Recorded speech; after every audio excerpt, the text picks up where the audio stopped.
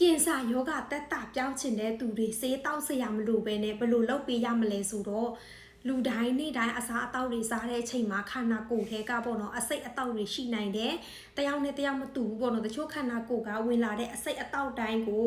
ရှုပ်ကောင်းတွေတန်မာလို့ဖယ်ထုတ်ပေးနိုင်တယ်။တချို့ခန္ဓာကိုယ်အစိတ်အသောက်တွေကဖယ်ထုတ်မပေးနိုင်ဘူးဆိုရင်ကြာရင်ယောဂအမျိုးစုံတွေဖြစ်ပေါ်နိုင်တာပေါ့နော်။အဆိုးဆုံးကတော့ကင်ဆာဖြစ်တဲ့သူတွေများတယ်အခုခေတ်ဆိုရင်ပေါ့နော်။ကင်ဆာကလည်းအမျိုးမျိုးရှိတယ်။ဒါပေမဲ့ဒီနေ့ကိုကဆေးတောက်စရာမလိုပဲနဲ့ဒီနန်းစီလေးကိုပေါ့နော်။ထိုင်းဒေါက်တာထုတ်တဲ့နန်းစီလေးပါအလုံး30ရှိတယ်တပူးမှာပေါ့နော်အလုံး30ရှိတယ်ကင်ဆာဖြစ်တဲ့သူဆိုရင်တစ်နေ့ကိုနှလုံးတောက်ပေးပါ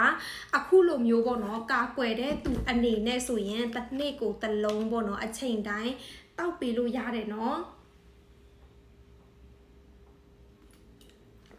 ရချင်တဲ့သူမယူစာအိမ်ယောဂဖြစ်နေတဲ့သူတွေအတွက်ကိုဖြစ်နေတဲ့ယောဂလက္ခဏာကိုအပြီးပြောင်းချင်တယ်ဆိုရင်လေဆေးတောက်စရာမလိုပဲနဲ့ဒီထိုင်းဒေါက်တာထုတ်တဲ့နာနိုအီမောင်ရှင်ကိုလေလိမ့်ပေးလို့ရတယ်เนาะဒါလိမ့်ဆေးလေးပါဒါကစပရေးလေးပေါ့เนาะဒီနှစ်ခုကဘာအတွက်ကူညီပေးနိုင်လဲဆိုတော့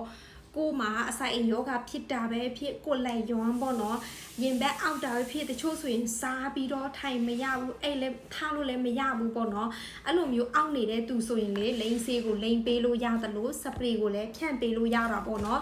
ထိုင်းနိုင်ငံမှာစီးပွားရေးသမားတယောက်ရှိတယ်သူဖြစ်နေတဲ့ယောဂဝေဒနာကဆိုရင်ပေါ့နော်နာကျင်တာပေါ့နော်အစာစားတဲ့အချိန်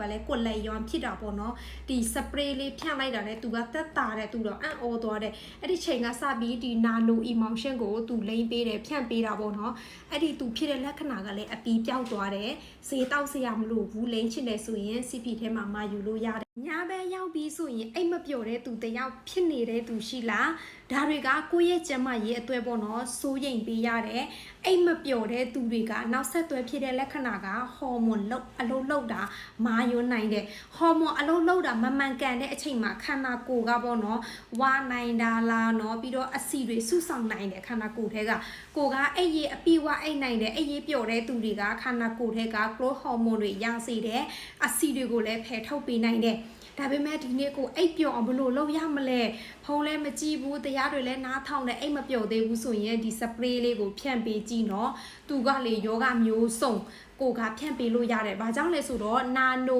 Emulsion Technology နဲ့ပေါင်းစပ်ပြီးထုတ်လုပ်ထားတဲ့စပရေးလေးပါ